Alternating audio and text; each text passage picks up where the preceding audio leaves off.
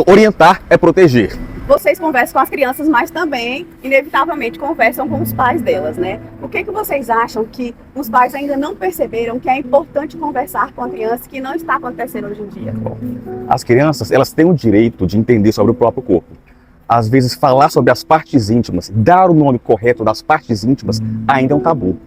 Porque os adultos acreditam que vão estar estimulando as crianças a iniciar a vida sexual. Não. Vocês vão estar orientando as crianças a se protegerem. Não é feio dar o nome correto do que é íntimo, mas a criança tem que entender que faz parte da sua intimidade. A gente fala cabeça, tronco, membros, mas quando fala em genitália, parece que há um certo constrangimento, que não é um tabu, e mesmo dando o nome correto, o nome científico. Então parece que surge o medo, tanto de quem cuida, quanto das crianças. E eu percebo isso nas abordagens. Quando eu falo de partes íntimas, às vezes elas se cobrem, rola um constrangimento, tem uma vergonha, porque não é algo sujo, não é algo pecaminoso, né? Tem as funções fisiológicas que no momento correto elas vão compreender, mas nesse momento, dependendo da faixa etária, elas têm que entender que vai ser tocada em situações de banho, né?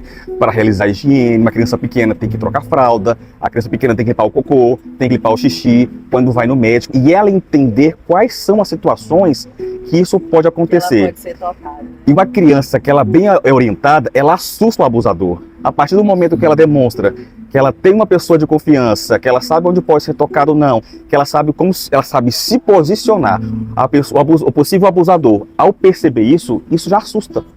Ele prefere uma criança que não recebe orientação, que percebe que o pai não está com o olhar atento. E às vezes o simples fato de ter um adulto próximo olhando já faz com que o possível abusador fique intimidado e se afaste. Então nós estamos aqui com a função de proteger a infância, de proteger as crianças, de cuidar, ensinar os papais, mamães, professores, toda a comunidade. É papel de toda a comunidade proteger. Vou falar uma situação que a gente está num momento de Copa do Mundo e às vezes são momentos em que as pessoas se aglomeram e se juntam. E às vezes as pessoas estão distraídas. Eu acho que eu não comentei isso, vou comentar um caso pessoal. Uma tentativa de abuso comigo quando eu era criança. E o abusador era uma pessoa muito íntima da família. Então ela tinha acesso às crianças. E qual o momento máximo do jogo? O que você imagina? Qual o momento máximo do gol?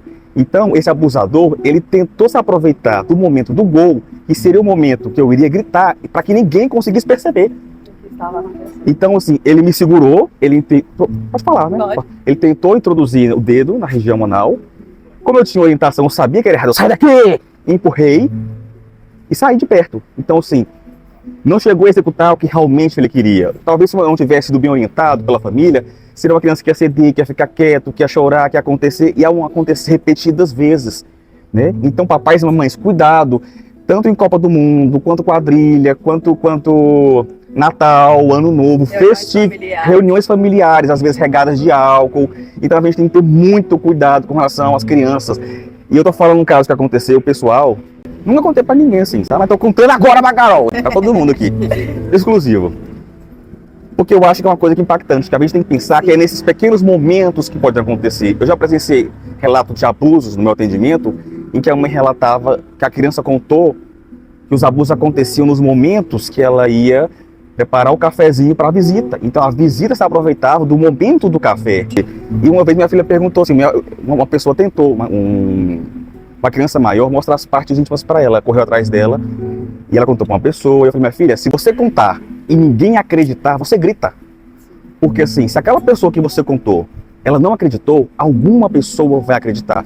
E a gente tem que evitar trauma, gente. Então assim, tantas e tantas pessoas que sofreram abuso, são adultos que sofreram traumas, foram traumas que não foram acompanhados por psicólogos, por médicos, né? E às vezes são traumas que a pessoa guarda em segredo pro resto da vida.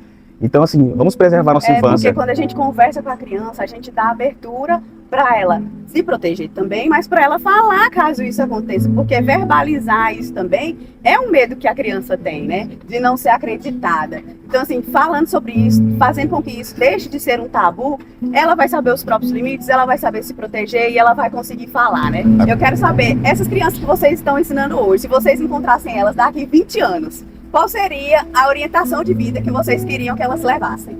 Bom, eu acho que pra gente, a Turma do Papai Piqui, a nossa missão, né? É realmente que as crianças entendam as formas de se proteger.